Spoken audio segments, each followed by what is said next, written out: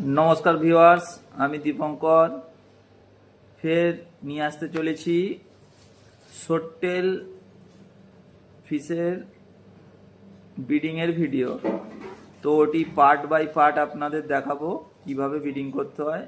সবাই মলি, গাপ্তি, প্লাটি এসবের মানে বাচ্চা তোলা খুবই সহজ, কারণ ওতে ঝাঁঝরি দিলেই বাচ্চা আপনি থাকে। কিন্তু সোট্টেলের বাচ্চা তুলতে গেলে ঝাঁঝরি দিলে হয় খুবই অল্প, কারণ সোট্টেল মাছ খুবই তাড়াতাড়ি তার বাচ্চা দিয়ে খেয়ে নেয়।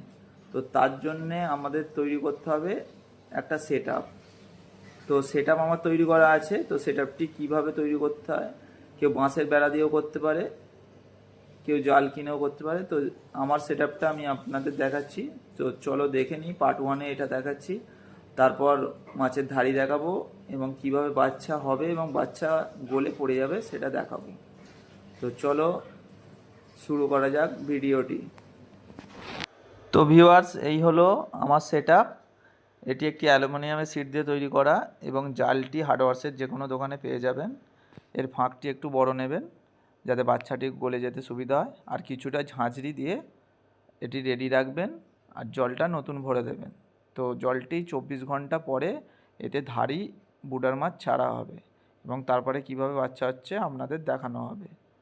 তো ভিউয়ার্স, আমার ভিডিও ভালো লাগলে আমার চ্যানেলটিকে অবশ্যই সাবস্ক্রাইব করে রাখবে।